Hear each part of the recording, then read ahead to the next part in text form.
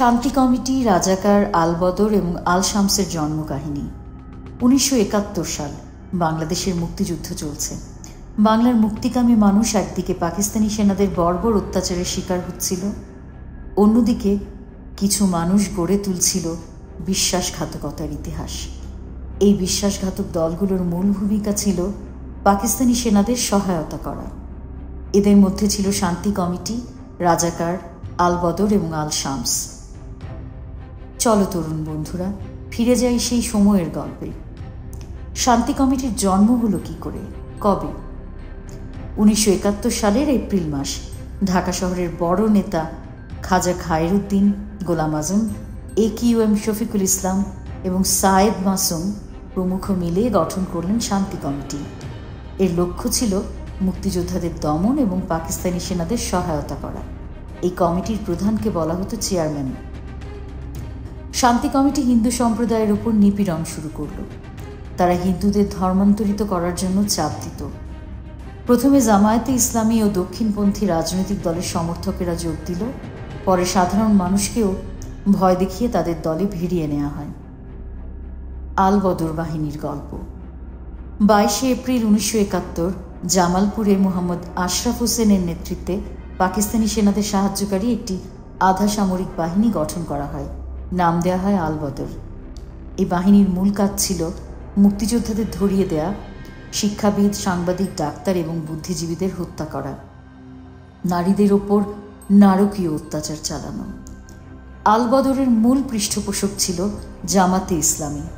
তাদের আদর্শ ছিল ইসলামী ইতিহাসের বদর যুদ্ধ, যেখানে মাত্র 313 জন মুসলিম বিজয় অর্জন করেছিলেন যুদ্ধে। 14 নভেম্বর 1971 আল বদরের নেতা মতিউর রহমান নিজামী ঘোষণা করলেন, আমরা হিন্দুস্তানের কোনো অস্তিত্ব মানি না। পাকিস্তানের বিরুদ্ধে যারা কথা বলবে তাদের ধ্বংস করতে হবে। সবচেয়ে ভয়াবহ ছিল 14 ডিসেম্বর 1971, যখন আল বদর তালিকা করে বাঙালি বুদ্ধিজীবীদের হত্যার নেতৃত্ব দেয়। মুক্তিযুদ্ধের শেষ দিকে পরাজয় নিশ্চিত অনুধাবন করতে পেরে পাকিস্তানি সেনাদের সহায়তায় এরা দেশের শ্রেষ্ঠ মেধাবীদের হত্যা করে, যাতে নতুন করে জন্ম নেওয়া দেশটি সহজে মাথা তুলে দাঁড়াতে না পারে। রাজাকারদের উত্থান। রাজাকার শব্দটির অর্থ স্বেচ্ছাসেবক, কিন্তু 1971 সালে এই শব্দটি পরিচিতি পায় বিশ্বাসঘাতকতার প্রতীক হিসেবে। মে মাস 1971 খুলনার খান জাহান আলী রোডের আনসার ক্যাম্পে জামায়াতে ইসলামীর মৌলানা AKM ইউসুফ রাজাকার বাহিনী গঠন করেন। প্রথমে এই বাহিনীর সদস্য ছিল মাত্র 96 জন, পরে তাদের সংখ্যা দ্রুত বাড়তে থাকে।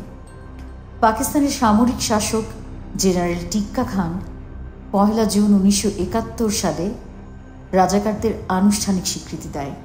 রাজাকাররা প্রশিক্ষণ পেত পাকিস্তানি সেনাদের কাছ থেকে। তাদের প্রধান কাজ ছিল মুক্তিযোদ্ধা ও সাধারণ মানুষের ওপর নির্যাতন চালানো। আল শামস বাহিনী। পাকিস্তানি সেনাদের সহায়তায় গঠিত আরেকটি বাহিনী ছিল আল শামস, যার অর্থ সূর্য। এ বাহিনী মূলত জামাতে ইসলামীর সদস্য ও মুসলিম লীগপন্থী ছাত্রদের নিয়েই গঠিত হয়। মৌলানা মতিউর রহমান নিজামী এবং পরে আলী আহসান মুজাহিদ এ বাহিনীর নেতৃত্ব দেন। এ বাহিনীর ভূমিকা ছিল মুক্তিযোদ্ধাদের তথ্য জোগাড় করা, বুদ্ধিজীবীদের নির্যাতন করা এবং পাকিস্তানি সেনাদের হয়ে প্রচারণা চালানো। কেন জানতে হবে এই গল্প? প্রিয় তরুণ প্রজন্ম, এই ইতিহাস জানা অত্যন্ত জরুরি তোমাদের জন্য। একসময় দেশের ভেতরে থেকেও কিছু মানুষ নিজের স্বার্থে দেশের সঙ্গে বিশ্বাসঘাতকতা করেছিল। তাদের সঙ্গে আমরা লড়েছি, তাদের অপকর্ম ইতিহাসের পাতায় লেখা আছে। মুক্তিযুদ্ধের সময় যে বিশ্বাসঘাতকেরা আমাদের দেশকে রক্তে ভাসিয়েছে, তাদের চেনা আর জানা আমাদের দায়িত্ব।